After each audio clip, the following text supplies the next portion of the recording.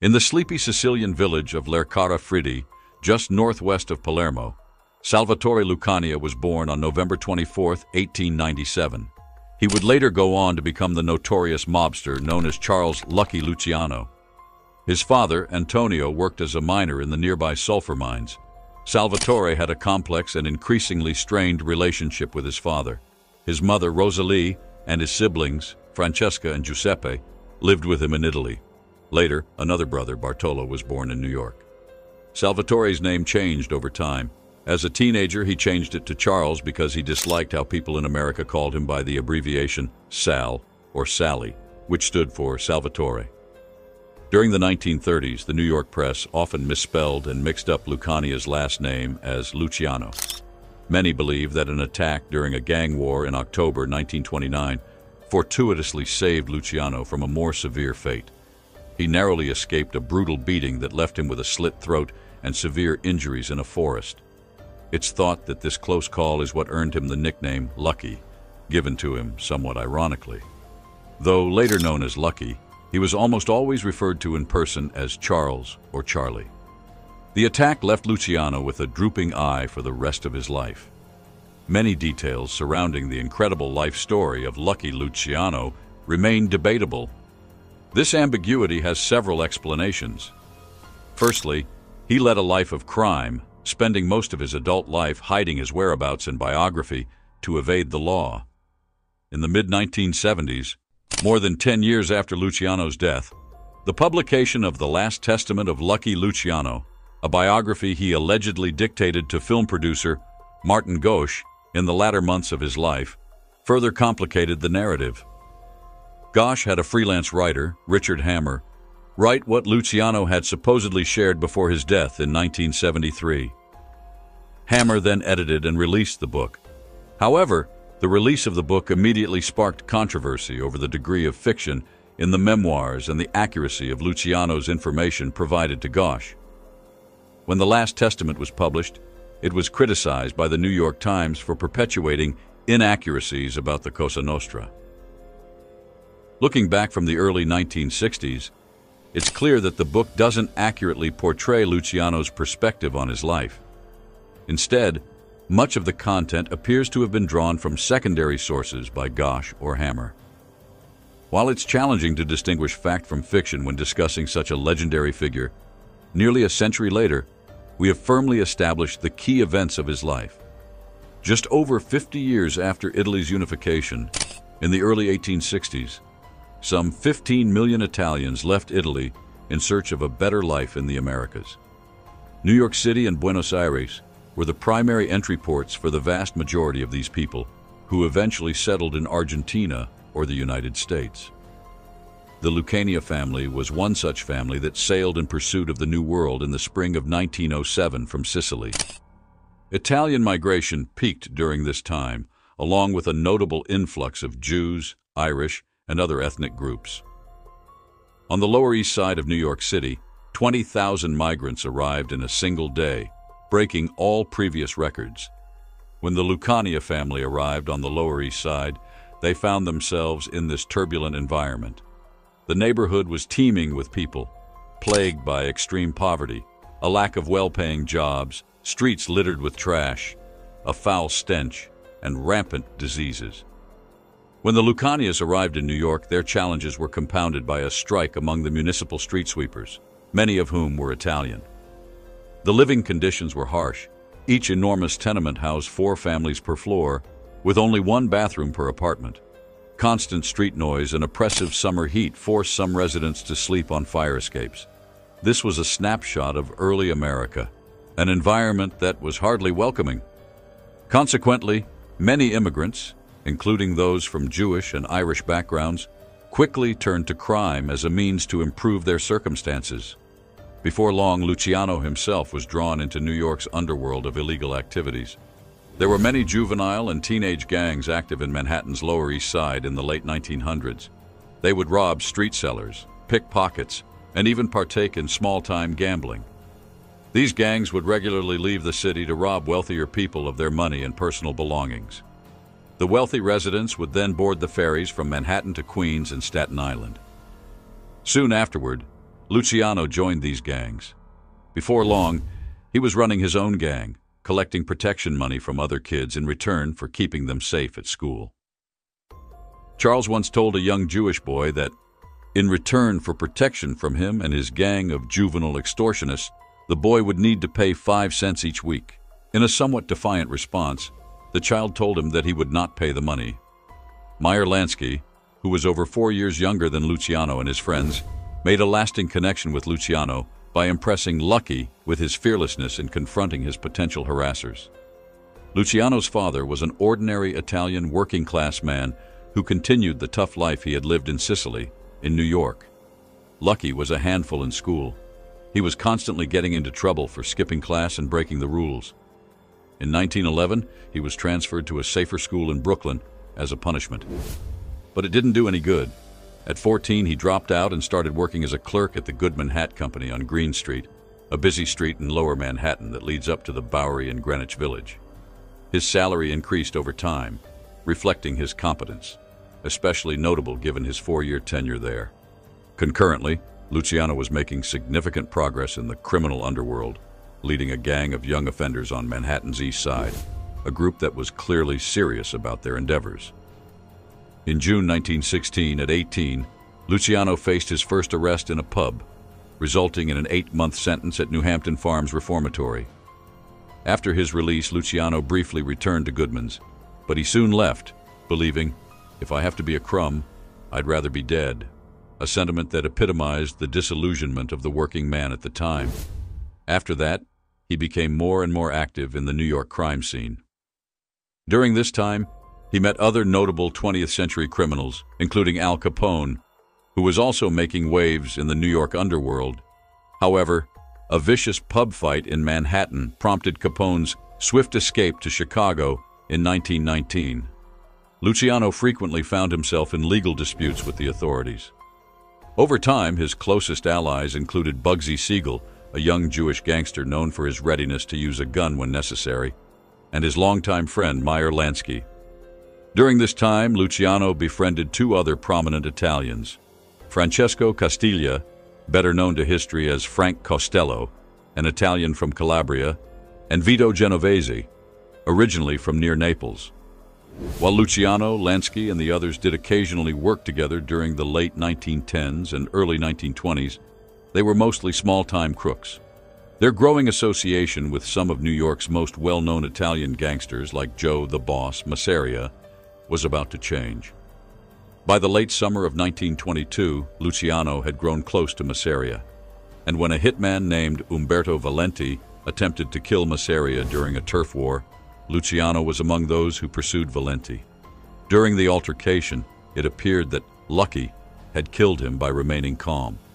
After the 18th Amendment outlawed the sale and distribution of alcohol nationwide in 1920, Luciano and other criminals like Genovese, Costello, and Lansky went from being minor players in New York's criminal underworld to becoming some of the most powerful figures in the nation's criminal underworld. In many ways, the American political elite of the 1900s and 1910s employed Prohibition to control Roman Catholic immigrants arriving from Italy, Ireland, and other regions of Europe. This group was British and predominantly Protestant. Rather, it produced the opposite effect. First of all, it was ineffectual. Secondly, it served as a stimulant for the professionalization and growth of the Jewish, Italian, and Irish mafias, especially in New York, Chicago, Boston, and many other places. Luciano was one of the main beneficiaries. In the 1920s, he, Lansky, and other colleagues became well known in the criminal underworld of Massachusetts as they manufactured, distributed, and sold ever larger quantities of illegal alcohol across the tri-state area. Even a century later, it's possible that very few people would have known Salvatore Lucania's identity if Prohibition hadn't been in effect. Joe Masseria's connections did not guarantee Luciano and Lansky's success. They forged yet another link with one another. Arnold Rothstein, popularly referred to as the Brain, was a particular kind of New York criminal in the early 1900s.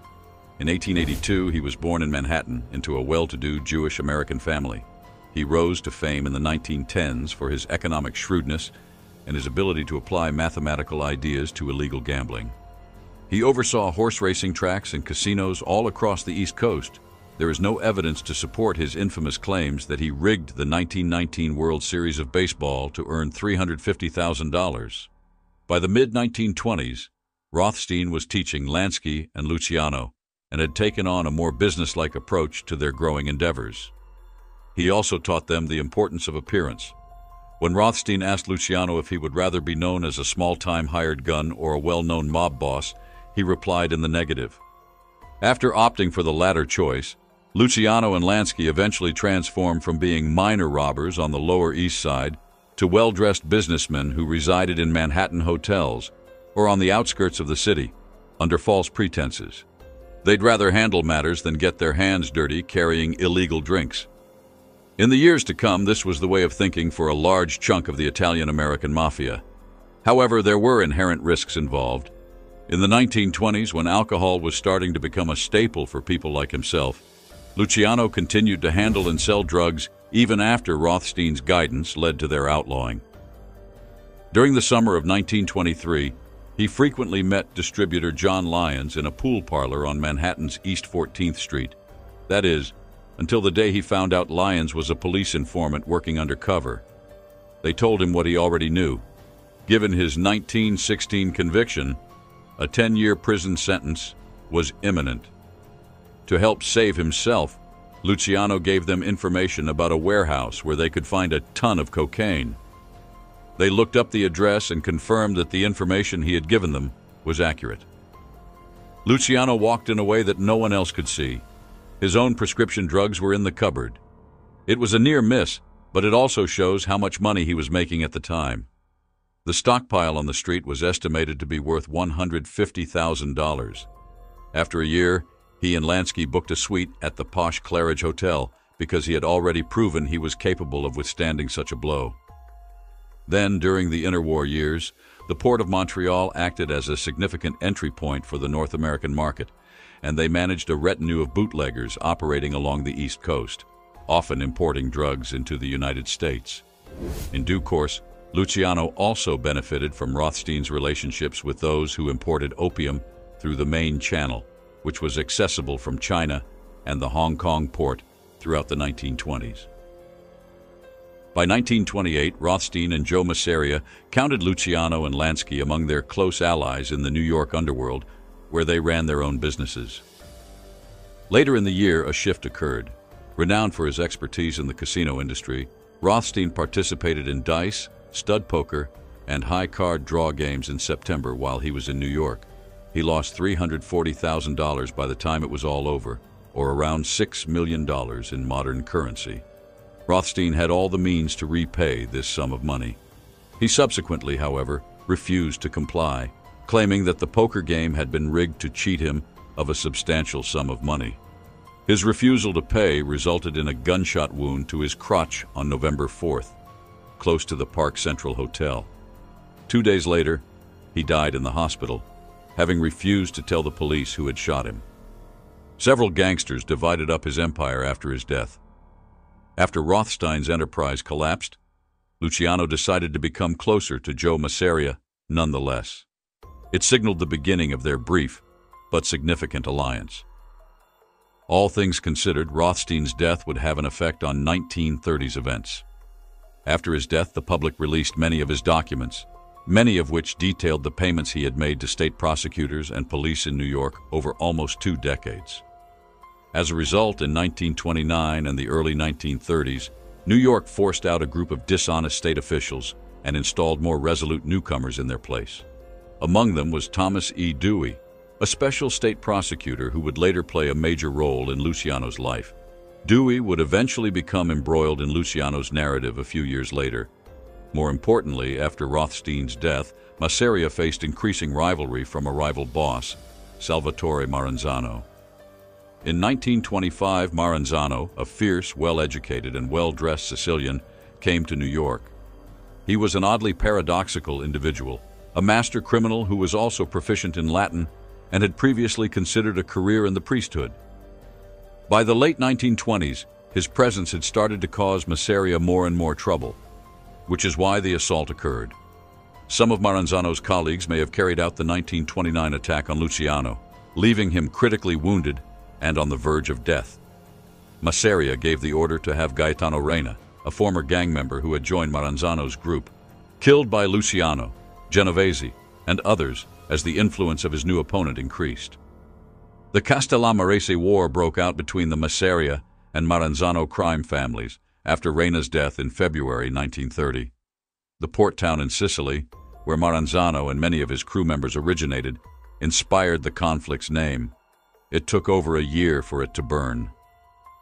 Eventually, Luciano, Costello, and Genovese realized that Maranzano was winning, so they chose to switch sides and agreed to kill their boss. Masseria and Luciano first met in the Nuova Villa Tamaro restaurant on Coney Island on April 15, 1931. Their dinner and card game inspired the murder scene from the first Godfather novel and movie. Genovese and the others knew when Luciano would leave to use the restroom, so they broke in and shot Masseria. Following the end of the Castellamarese War, Luciano and the others began working for Maranzano. Maranzano decided over the next few weeks to devise a new plan for the numerous crews and groups of Italian Americans employed in New York and the tri-state region. Johnny Torrio, a formidable Chicago mob figure before Al Capone rose to prominence, brought the idea back to life when he decided that the 5 most prominent groups would divide power, each group controlling a section of the city, state, and New Jersey, where they would be in charge of bootlegging, prostitution, gambling, and other illicit activities. 5 of the most powerful men at the time, Maranzano, Luciano, Giuseppe Profaci, Thomas Galliano, and Vincent Mangano, headed the 5 families. Maranzano simultaneously decided to declare himself the capo di tutti capi, or the boss of bosses, allowing each to operate independently of the others in their respective domains of authority. He won the respect of all the other families by doing this. The concept of a boss of bosses would recur in the ensuing decades and be central to Luciano's narrative in the years that followed. This was a temporary arrangement. Within a few months, tension between Maranzano and Luciano was evident, mostly because of Maranzano's domineering demeanor and his overt bigotry towards his Jewish co-workers, including Lansky and Siegel. By the autumn of 1931, Maranzano had started discussing the elimination of Luciano and others close to him who had worked with Masseria in the 1920s, including Costello and Genovese. Concerns about Maranzano's intentions increased when Luciano curtly replied that he didn't have a fixed address, in response to the boss of bosses' persistent requests for his home address. Lucky got a call in September 1931, requesting him to meet Genovese at his new Park Avenue office suite, which was near Grand Central Station. This made him decide to go all out to kill Maranzano. Instead, Luciano contacted Lansky, who arranged for 4 assassins to visit Maranzano's office under the guise of Internal Revenue Service investigators. They were let in by Maranzano's bodyguards, who allowed them inside because he was expecting a call from IRS officials regarding tax matters. There, Maranzano sustained 6 stab wounds. The assassins had tried to carry out their task in secret, but he fought back, and they opened fire on him 4 times. To be sure he was dead, they sliced his throat next. The swift expulsion of Rothstein, Masseria, and Maranzano from New York's criminal underworld left Luciano in an unprecedented position of authority. It was now his chance to declare himself the boss of bosses. Maranzano's portrayal of Al Capone, who was about to face a sentence of more than 10 years in prison for tax evasion, was similar to Maranzano's. Nonetheless, Luciano refrained from claiming a preponderance of the evidence. After years of bloodshed, he maintained that cooperation and a fair division of land that benefited both sides was the best course of action. The commission came into existence a few weeks after Maranzano's death. 7 men, the heads of the Chicago gang, the leaders of the 5 families in New York, and a 7th man from the area between Buffalo, New York, and Cleveland, Ohio, Frank or Ciccio Milano, in 1931, met frequently to oversee the activities of the Italian-American Mafia. As a decentralized syndicate, each family ran its own affairs, and refrained from meddling in other families' ventures unless their interests aligned. At that time, Luciano, more than anyone else, was responsible for the Mafia's rise to prominence as a national criminal organization. The following years were difficult for Luciano and his criminal family. Genovese became the second in command, with Costello serving as his consignee. They continued to be close allies of Lansky and Siegel, the greater Jewish mob, and the other four New York families. A change occurred in 1933 with the repeal of Prohibition. They increased their operations in a number of industries, most notably gaming, to make up for the massive income loss. In order to create a refuge for gamblers, Siegel migrated to Galveston, Texas, in the West. Later, he made his way to Las Vegas, Nevada, to continue growing his business. Further initiatives comprised a growth into the expansion of the labor movement, drug trade, and unions, which was a major factor. Luciano amassed significant riches with this process. He lived in many upscale hotels in Manhattan, such as the Waldorf Astoria, which at the time was arguably the most prominent hotel in the world, making it difficult to pin him down. He later relocated to Barbizon Plaza. The opulent setting didn't stop him from engaging in some of his old habits. He had asked to have silverware and plates sent to his room one evening at the Barbizon, but he had not eaten. A co-worker gave Luciano some spaghetti as a gift. Rather than being married, Luciano dated several women for short periods of time. Except for his sporadic lover, Gay Orlova, he rarely entered into meaningful partnerships during the 1920s and 1930s. Many claim that he contracted an STD as a result of this behavior, which troubled him on and off throughout his life. Instability characterized the mid-1930s for reasons that went beyond the end of Prohibition. The election of Italian immigrant Fiorello LaGuardia as mayor of New York in 1934 gave Thomas Dewey, the city's special prosecutor, more impetus to take on organized crime in the metropolis. Later, in both the 1944 and 1948 presidential contests, Dewey would be the Republican nominee. At first, Dewey focused on Dutch Schultz, a German Jewish mafia figure connected to Lansky and Luciano together. He quit bootlegging in the early 1930s and pursued other business endeavors, becoming well known in Harlem's numbers game, or lottery. Dewey quickly charged Schultz with tax evasion due to his pursuit of the money. Schultz declared that he was thinking about trying to kill Dewey while he was working on this. Once it was clear what he meant, Luciano and others had no choice but to intervene. Luciano knew full well that the killing of a rising star in the Republican Party and a special prosecutor close to the mayor would lead to a large-scale probe and hitherto unseen examination of the Mafia's activities. On October 24, 1935, in Newark, New Jersey, Dutch Schultz passed away. Schultz's departure didn't solve the problem Dewey had brought up, but for Lucky, things continued to get worse. A little over 3 months after Schultz's death on February 1, 1936, Dewey oversaw the simultaneous police raids on numerous brothels strewn around Manhattan and Brooklyn. They arrested madams and managers of brothels. In addition to over 100 prostitutes, they arrested madams and brothel managers. The questioning process came next.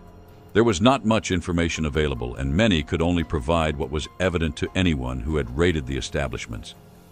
But Dewey and his associates were able to obtain enough information to almost build a case against Luciano for pandering, a crime that usually targeted prostitutes and pimps by taking advantage of their vices or vulnerabilities. While the investigative team was based out of the Woolworth building in Tribeca, which was the tallest building in the world until 1930, Luciano was in Miami, Florida, where he often spent the colder winter months overseeing the mob's expanding operations in Florida and offshore in Havana, Cuba. He decided to disappear after finding out about Lansky's raids on brothels, traveling to Hot Springs, Arkansas, where the mob employed several casinos and powerful politicians. There he watched to see what would transpire in New York. In mid-April 1936, authorities tracked down Luciano in Arkansas, snatched him up, and placed him on a train under armed guard. A crush of reporters greeted him at Penn Station upon his return to New York, and a few hours later, he found himself in court. Dewey then launched his attack, stating that Luciano was the head of a large-scale criminal organization that was still poorly understood and posed problems for the entire nation. He believed Luciano to be a very wealthy man, so he requested a $350,000 bail. The judge agreed. Even in the face of a glaring lack of proof about Luciano's involvement in gambling, the drug trade, and other activities, Dewey would attempt to broaden his illegal activities beyond a very restricted charge of vice and pandering, as the arraignment had set a precedent. The experiment began a little over 3 weeks later and ran for 1 month. In keeping with his initial plan at the arraignment, Dewey built a case that focused more on Luciano's wider role as a well-known New York mob boss than just his vices and pandering offenses. For Luciano, the stand represented the end. When Dewey questioned Lucky about how he had become so wealthy without having a legal job during the Prohibition era, he eventually admitted to being a part-time bootlegger for a short while in the 1920s, after a drawn-out cross-examination by the prosecutor, during which he had lied about almost everything else. The jury came to the conclusion that they could not believe Luciano's testimony after discovering these and other facts. He already knew, according to his lawyer, that the verdict would find him guilty. 11 days later, the judge handed down a 30 to 50-year prison sentence. The meted-out penalty significantly impacted Luciano. Despite his expectation of a guilty verdict for some crimes, the prospect of receiving an almost lifelong sentence had never seemed plausible. At the time, Meyer Lansky's claim of setting up his friend Charlie raised serious questions about the quality of the evidence and the handling of the case. Perhaps he was not entirely off. The degree of the Mafia's involvement in prostitution in New York is debatable, but it's almost a given. In the 1920s and early 1930s, people like Luciano decided that bootlegging was a more profitable venture, so he was not as committed as he seemed, even though he was almost totally involved. Even at that point, Luciano considered prostitution in New York a little side gig that didn't bring in much money, and he and his many pals did go into it when Prohibition expired in the mid-1930s, and the Great Depression continued to hurt businesses countrywide, including unlawful ones. His involvement was deemed so insignificant that the court fabricated evidence against him. Dewey effectively transformed the legal issue into an investigation into Luciano's entire life and career history, largely relying on hearsay and speculation. Nevertheless, based on this premise, the court continued and found Luciano guilty in spite of the disproportionate evidence. Luciano challenged his conviction but was unsuccessful. It was his turn to go to prison. Though Vito Genovese took over as the Luciano crime family's boss, he would attempt to continue managing the criminal underworld in New York. Frank Costello succeeded him a year later, and after Dewey turned his attention to his actions, which included the 1934 assassination of Ferdinand Boccia, Genovese departed to Italy. At Sing Sing prison, Luciano first faced arrest. The cells were initially only 7 feet by 3.5 feet and 6.5 feet from floor to ceiling. Despite Sing Sing's reputation for inciting fear, the 1920s and 30s saw the construction of more subdued cells. Even so, Dannemora Prison moved Lucky Luciano out of there as soon as possible. Dannemora's extreme cold earned the convicts the nickname Siberia. Luciano, after striking a truce between rival gangs and supposedly buying off a sufficient number of guards, swiftly established himself as the most powerful prisoner there, making his incarceration bearable. However, Dannemora's location further upstate in New York prevented him from actively participating in the state's political life in the late 1930s. In 1966, when Lucky completed his minimum sentence of 30 years in prison, he would have approached his 70th year of imprisonment with no guarantee of release. Because of this, if events in far-off Europe hadn't happened, Luciano probably would have spent most of his life carrying out his pandering conviction in an American prison. The Second World War began on September 1, 1939, when Germany invaded Poland. 2 days later, Britain and France declared war on Germany. Italy entered the war in the latter part of 1940, and while the Italians and Germans fought it out for control of Egypt's Suez Canal, North Africa became one of the war's main theaters. In order to secure the Maghreb and subsequently establish a southern front in Europe by invading Sicily and southern Italy, the U.S. and Britain decided to prioritize the North Africa War. The Empire of Japan, Germany's ally, attacked the Pacific Fleet anchored in Pearl Harbor, prompting the U.S. to enter the war in December 1941. The administration developed these tactics. In an attempt to take advantage of their connections in Italy, he started to think about working with the Italian Mafia in Washington. It would provide Luciano with redemption. On February 9, 1942, the French ship SS Normandie, which the U.S. had captured and renamed the Lafayette with the intention of using it as a troop carrier for the war effort, caught fire in New York Harbor while undergoing repairs. This occurred almost exactly 2 months after the U.S. entered the war as a result of the attack on Pearl Harbor. It sank the following day. Rumors circulated in the days that followed, suggesting that a German operative of some kind intentionally started the fire. This was one of the primary reasons that the U.S. government got in touch with a number of New York-based members of the Jewish and Italian crime syndicates in the spring of 1942, including Meyer Lansky, Luciano's close friend and ally. They tried to use the mob's immense influence over New York's docklands and laborers to put an end to more arson attacks and prevent foreign spies from entering the country through the port. The subject of Luciano's imprisonment came up early in these talks. In exchange for his cooperation, after the war, the U.S. government agreed to reduce his sentence and transfer him to the much nicer Great Meadow Correctional Facility, which is located closer to New York. In exchange, the Sicilian Mafia, known as the Cosa Nostra, agreed to help the U.S. government maintain control over the labor unions and the Port of New York during the war. Furthermore, Luciano promised to use his contacts in Sicily and throughout southern Italy to support the Allies' invasion of the peninsula to the greatest extent feasible. People still call it Operation Underworld, even though the government's designation of this entire arrangement as a formal arrangement or operation is up for debate. How much Luciano assisted the authorities is merely a matter of conjecture. For instance, it is thought that it was through him that the U.S. government made contact with Calogero Vizzini, the leader of the Cosa Nostra in Sicily. Legend has it that during the Allied invasion of Sicily in the summer of 1943, Vizzini traveled over the island's cities and villages in an American tank for a week, trying to convince the inhabitants to give up their guns and accept the Americans. Costello, Lansky, and others facilitated a number of additional government-mandated measures in New York during this period. After the war ended, in January 1946, the government reduced Luciano's sentence, enabling his release from prison after serving just 9.5 of his 30 to 50-year term.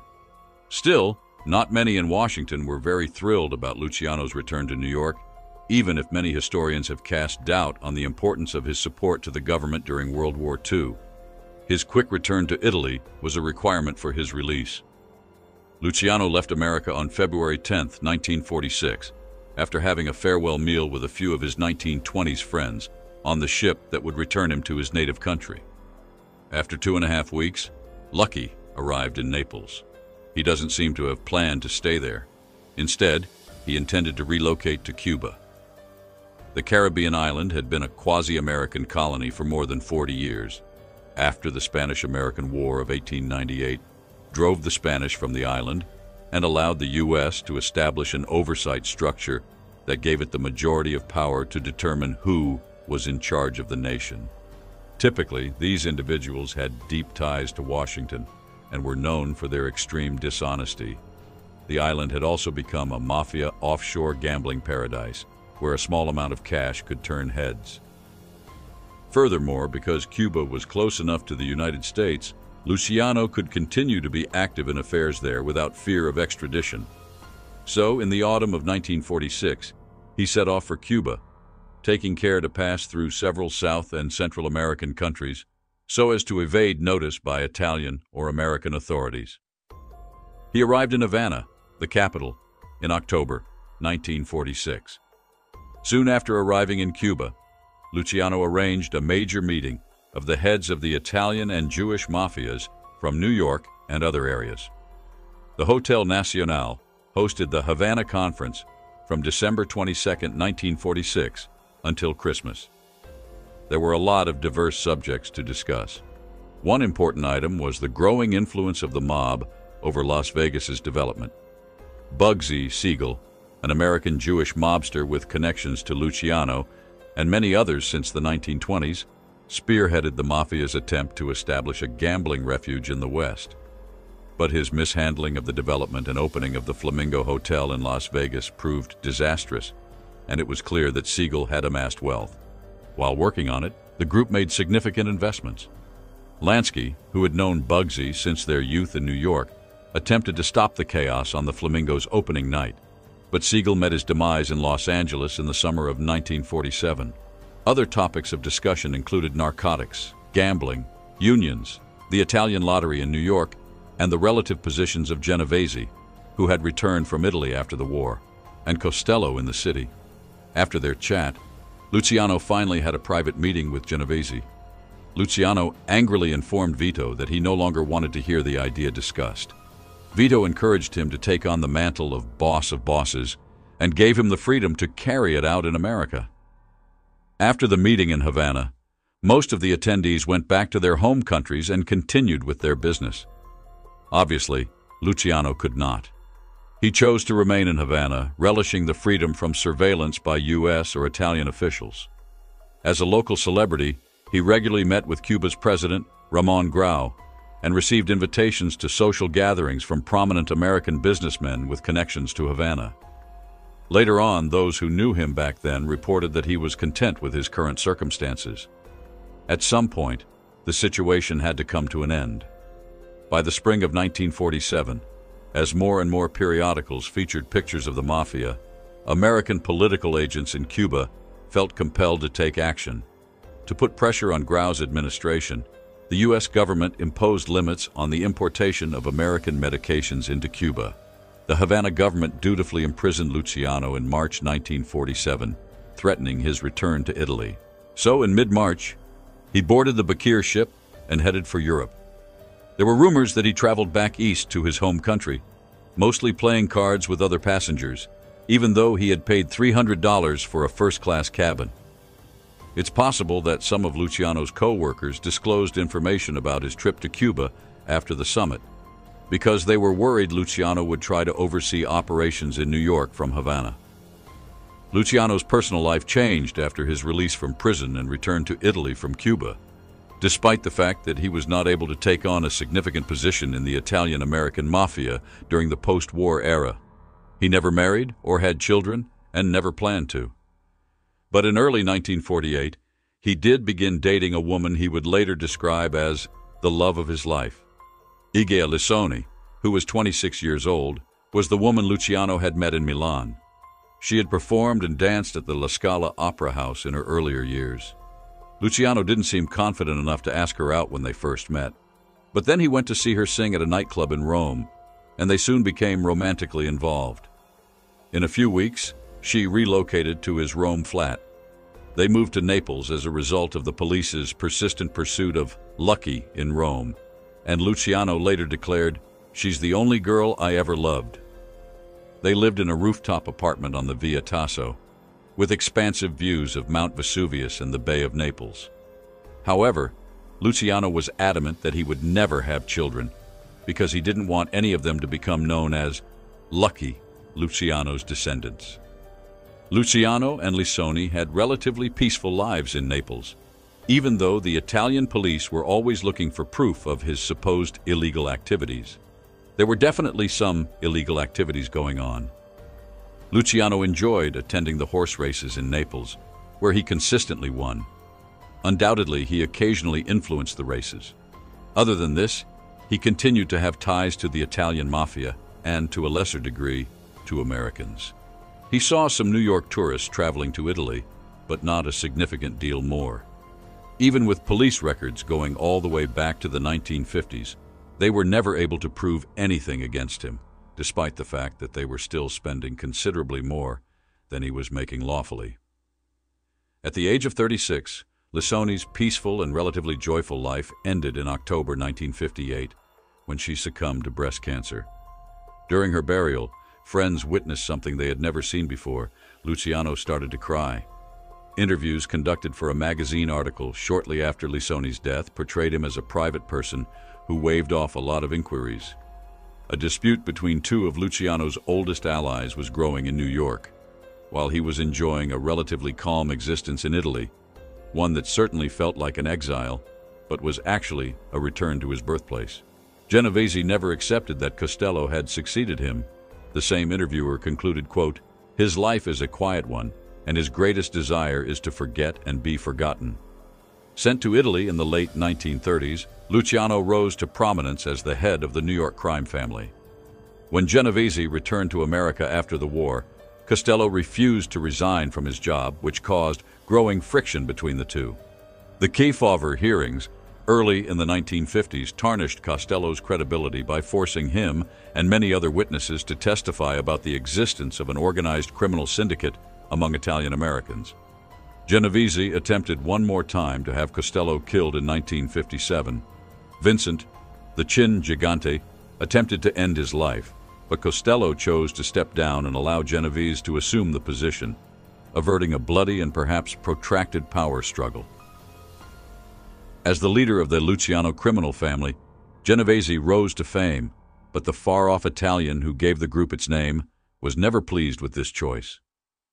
Soon after taking over in New York, Genovese faced charges, and other statements suggested Luciano's involvement. The court found Genovese guilty of a significant drug deal in 1959 and sentenced him to 15 years in prison. His sentence began in 1960, when he turned himself in. He would die in prison in 1969. An alleged deal with a small-time cocaine trafficker in Puerto Rico presumably caused Genovese's collapse. Why had Genovese been directly involved in such a transaction rather than leaving it to a minion? Friends from Luciano's later years in Italy remembered Genovese's conviction and imprisonment as one of the few things that provided Luciano with some comfort in the months following Lisoni's death. Later in life, Luciano made Naples his home. He was surprisingly not very affluent during these years. The majority of his income came from Havana, where the Mafia's operations ended in 1959 with the Cuban Revolution, and the political climate in New York had changed enough to dry up most of his residual payments from that city. Joey Adonis, a colleague of Luciano's, further fueled his rage.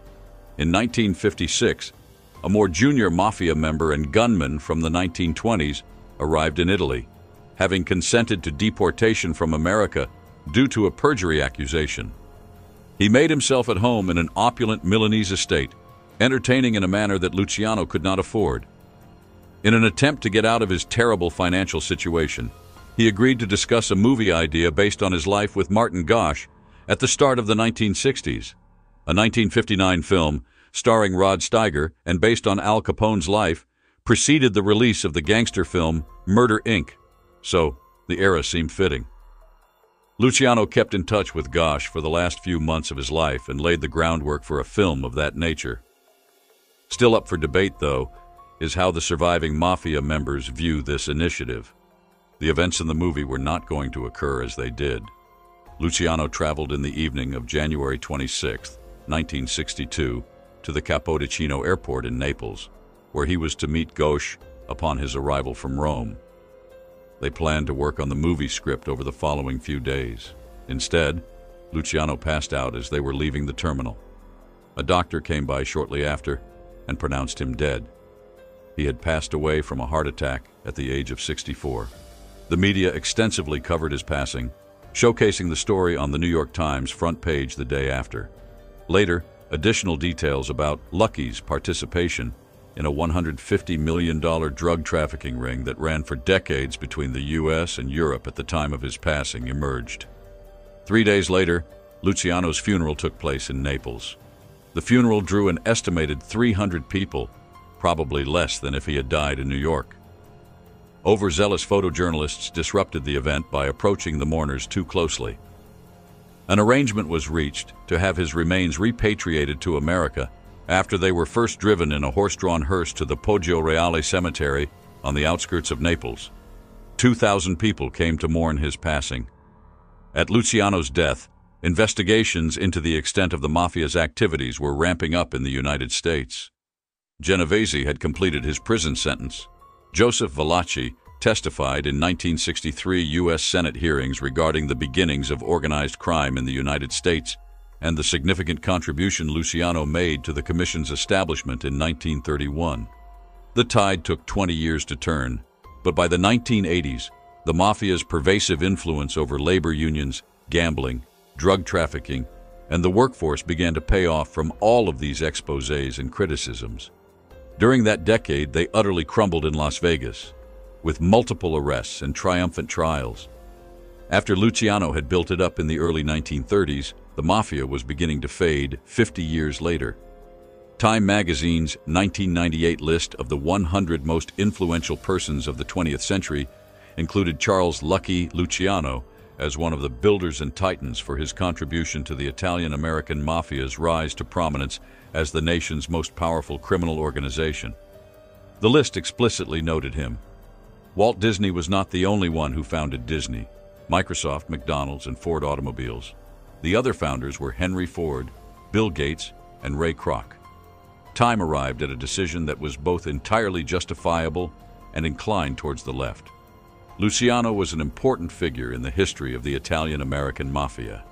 He rose from the East Side in the late 1910s and survived Prohibition, becoming the most powerful Mafia figure in New York and the country after the pivotal Castellamarese War in the early 1930s. He opted to lead as the first among equals, rather than continuing the divisive attempts to assert absolute control that had sparked turmoil for years.